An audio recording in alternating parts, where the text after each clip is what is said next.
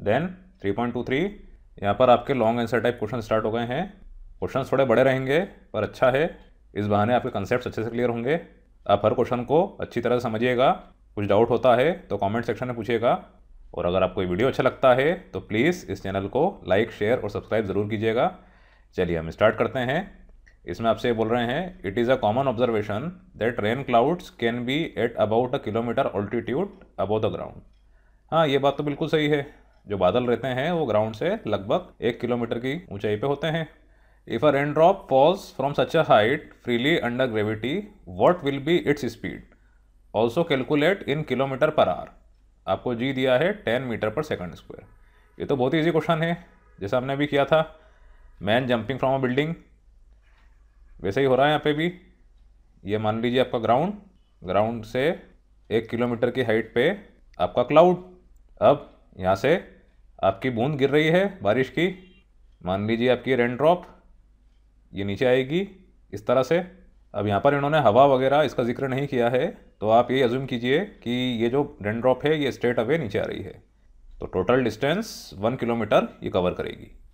ठीक, अब इस रेन ड्रॉप पे सिर्फ और सिर्फ एक फोर्स एक्ट करेगा, आपका ग्रेविटेशनल फोर्स, जिसके द्वारा इस पे सिर्फ और सिर्फ एक एक्सेलरेशन एक्ट करेगा, that is your gravitational acceleration या एक्सेलरेशन ड्यू टू ग्रेविटी।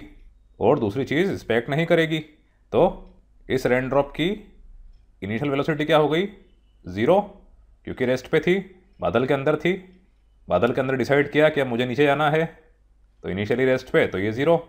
जी की वैल्यू आपको दी है 10 मीटर पर सेकंड स्क्वायर, और हाइट ये है 1 किलोमीटर, तो v निकाल लीजिए आप by third equation of motion. तो v square is equals to u square plus 2as, तो यहाँ हो जाएगा v square is equals to 0, और यहाँ पर -2, g है आपका 10 और h है आपका -1 इन 2000। अकॉर्डिंग टू साइन कन्वेंशन आप अगर नीचे की तरफ देख रहे हैं तो ये g की वैल्यू -10, h की वैल्यू -1। अब यहाँ पर था किलोमीटर, इसका आप ध्यान रखिएगा, आपको ऐसा यूनिट में सब कुछ लेना है। 10 मीटर पर सेकंड स्क्वायर है, तो यहाँ पे किलोमीटर को आप मीटर में करेंगे तो ये हो जाएगा -1000 मीटर।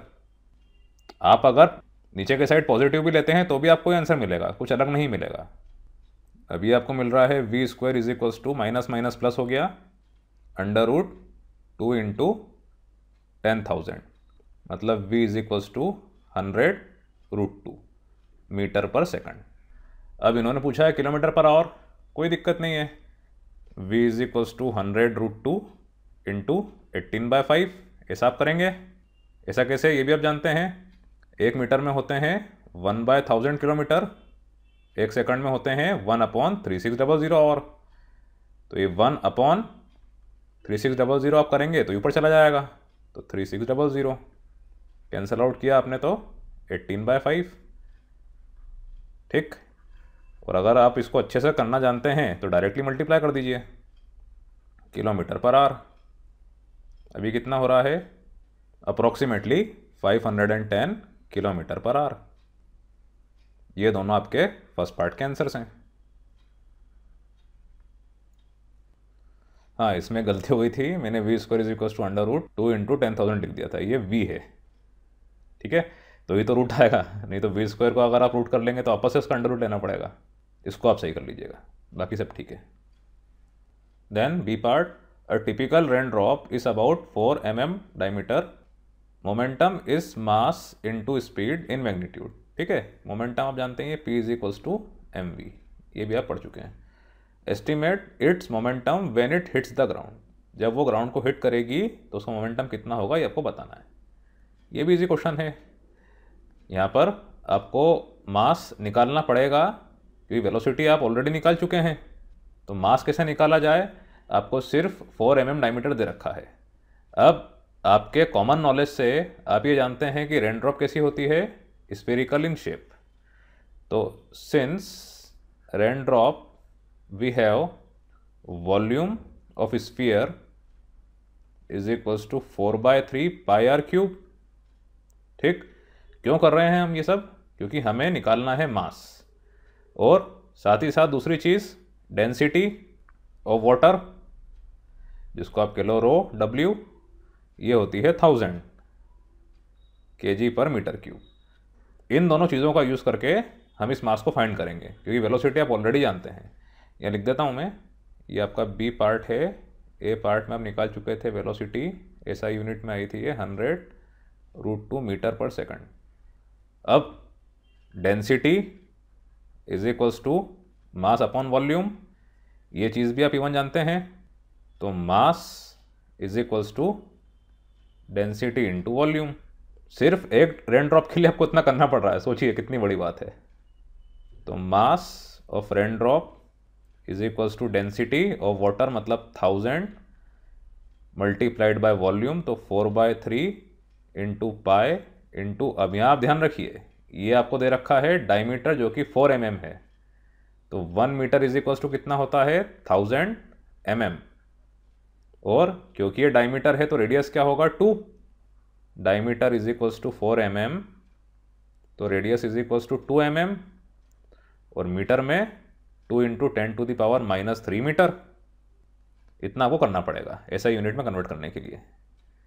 तो मल्टीप्लाइड बाय 2 इंटू 10⁻³ इस पूरे का क्यूब। इसको सॉल्व करने में आपको मिलेगा 3.4 इंटू 10⁻⁻5 kg। ठीक, तो momentum P is equals to m into v, तो 3.4 इंटू 10⁻⁻5, और v था आपका 100√2। तो अप्रॉक्स ये मिल रहा है 5 इंटू 10⁻³ kg/मीटर/सेकंड। ठीक है, सॉल्व मैंने नहीं किया है, ये आप कर लीजिएगा। ये आपके सेकंड पार्ट का answer. Then C part, estimate the time required to flatten the drop. ये भी अच्छा क्वेश्चन है, थोड़ा ट्रिकी है। इसमें समझना ये है कि जब ड्रॉप ज़मीन पे आ रही है, मान लीजिए जस्ट ये टच हुई, तो इसको फ्लैटन होने में, पिचकने में, इसका डायमीटर जितना डिस्टेंस ट्रेवल करना पड़ेगा। इतना आप समझ गए हैं। जैसी टकराई, ये पिचक गई, तो पानी इस तरह से हो गया, फैल गया, ग्राउंड लेवल जैसा हो गया। तो इसने देखा जाए तो ये d डिस्टेंस, इसका डायमीटर 4 mm ट्रेवल किया, और इसकी वेलोसिटी कितनी थी 100√2 मीटर/सेकंड। तो सिंपल सा लॉजिक। तो आपके सी पार्ट में time t is equals to distance upon speed. Speed is equals to distance upon time, तो time is equals to distance upon speed. Distance is none other than your diameter, जो कि कितना है 4 mm, मतलब 4 into 10⁻³ metre, और velocity आपने निकाली थी 100√2 मीटर/सेकंड। तो ये आपको मिल रहा है 2.8 इंटू 10⁻⁻5 सेकंड अप्रॉक्स। और अगर आप चाहें तो उसको माइक्रो सेकंड में भी कन्वर्ट कर सकते हैं। ये आपका हो जाएगा मल्टीप्लाइड बाय 10 डिवाइडेड बाय 10, तो 28 इंटू 10⁻⁻6 सेकंड, तो 28 माइक्रो सेकंड, या फिर आप अप्रॉक्स 30 माइक्रो सेकंड भी लिख सकते हैं, क्योंकि बहुत छोटा टाइम है। तो आपके दोनों आंसर सही हैं। बुक में दोनों चीज़ दे रखी है, दोनों सही है। इतना कम टाइम लगेगा इसको चपटा होने में। Then D part, rate of change of momentum is force. ये आप जानते ही हैं, F is equals to dp/dt। ठीक, rate of change of momentum with respect to time. Estimate how much force such a drop would exert on you. अब आपके पास momentum है और time है, यहाँ सिर्फ आपको इन दोनों की वैल्यूज पुट करनी है। चलिए, तो डी पार्ट सिर्फ वैल्यूज पुट कर देता हूँ मैं। अब यहाँ पर इसकी हमने जो वैल्यू ली थी, अप्रॉक्स ली थी 5 इंटू 10⁻³ आपके बुक में जिस तरह से इन्होंने सॉल्व किया है, कई जगह 4.7 भी ली है, कई जगह 5 भी ली है। आप दोनों में से कोई सी भी वैल्यू ले सकते हैं, ये आपके ऊपर है। यहाँ पे मैं ले लेता हूँ 4.7, आप अगर चाहें तो 5 भी ले लीजिए। डिवाइडेड बाय टाइम, टाइम आपको 28 माइक्रो सेकंड था, या अप्रॉक्स 30 माइक्रो सेकंड, तो 28 लीजिए आप, तो ये हो जाएगा 28 इंटू 10⁻⁻6। और अगर आप चाहते हैं तो 5 इंटू 10⁻³ अपॉन 30 इंटू 10⁻⁻6, दोनों के दोनों सही हैं। आप ऐसा मत सोचिएगा कि अगर आप नीचे वाला लिख के आते हैं तो आपके मार्क्स कट जाएंगे, दोनों आंसर सही हैं, आपको पूरे मार्क्स मिलेंगे। अब इसको आप सॉल्व करेंगे तो आपको मिल रहा है 168 न्यूटन, या फिर 1.7 इंटू 10⁻² न्यूटन। इतना फोर्स एक्सर्ट करती है एक रेन ड्रॉप। ये आपके डी पार्ट का answer. Then last part, E part, estimate the order of magnitude force on umbrella, typical lateral separation between two raindrops is 5 centimetre, assume that umbrella is circular and has a diameter of 1 meter and cloth is not pierced through. pierce means इसमें छेद नहीं होगा, are पार नहीं होगी आपकी बूंद। अब ये भी एक सोचने वाला क्वेश्चन है कि मान लीजिए आपका ये अम्ब्रेला है, ऊपर से ऐसा दिख रहा है ये, अब इस पे जब रेन ड्रॉप गिर रही है तो ऐसा थोड़ी है कि एक ही गिर रही है, बहुत सारी रेन ड्रॉप गिर रही है। तो हम क्या करते हैं, एक पर्टिकुलर टाइम में इस पे कितनी रेन ड्रॉप्स हिट होगी इस इंफॉर्मेशन के हिसाब से वो फाइंड कर लेते हैं। आपको फोर्स पता ही है 168, तो जितनी रेन ड्रॉप्स आएगी मल्टीप्लाइड बाय दिस फोर्स, उतना फोर्स आपको नंबर ऑफ रेन ड्रॉप्स का महसूस होता है आपकी छतरी पे। बहुत ही अच्छा क्वेश्चन है और कॉन्सेप्चुअल क्वेश्चन है। तो पहले आप क्या करेंगे, ये जो एरिया है छतरी का इसको निकाल लेंगे। आपको क्या दिया है, diameter of umbrella is equals to 1 metre, तो एरिया ऑफ क्रॉस सेक्शन, ऊपर वाला फ्लैट सेक्शन, ये हो जाएगा पाई आर स्क्वायर। अभी डायमीटर 1 है तो रेडियस कितना है, 1/2 मीटर, तो पाई इंटू 1/2 का स्क्वायर मतलब पाई/4 metre square is your area of cross section. अब नंबर ऑफ रेन ड्रॉप्स जो किस पे गिर रही है, उसमें दो रेन ड्रॉप की दूरी कितनी है, 5 सेंटीमीटर या फिर 5 × 10⁻² मीटर। तो number of rain drops is equals to area of cross section umbrella का अपॉन 5 × 10⁻² का स्क्वायर, है ना। 5 सेंटीमीटर था तो 5 × 10⁻² मीटर। अब स्क्वायर क्यों आया, क्योंकि ऊपर था एरिया। जब ये बूंद गिरी है तो हम क्या मान रहे हैं कि इसने एक तरीके से एक स्क्वायर जैसा शेप बनाया है आपस में मिलके, एक बूंद ऐसी, फिर एक बूंद ऐसी, एक बूंद ऐसी, एक बूंद ऐसी, इन सब के बीच का सेपरेशन 5-5 है। ऐसा नहीं है कि जो बूंद इधर है इसका इसके नीचे वाली बूंद से ही 5 सेंटीमीटर सेपरेशन है। ये बूंद का इसके इधर वाली बूंद से भी, इधर वाली बूंद से भी, इधर वाली बूंद से भी 5 सेंटीमीटर का सेपरेशन है। तो अगर आप देखें तो यहाँ पे नंबर ऑफ स्क्वायर्स बन रहे हैं। ऑल इन ऑल अगर आप एरिया निकालें तो सिंपली 5 × 5 होगा। इसमें पाए वगैरह का कंसेप्ट नहीं रहेगा, सर्कल वगैरह नहीं बन रहा है, ठीक। तो इसीलिए 5 × 10⁻² का स्क्वायर। अब ये था आपका पाई/4, यहाँ पे 5 × 5 25 और 10⁻² मतलब -4 ऊपर गया तो 10⁴।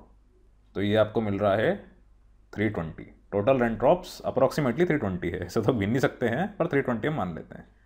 अब टोटल फोर्स ये आपका क्या हो जाएगा, जितनी रेन ड्रॉप है multiplied by force by 1 rain drop.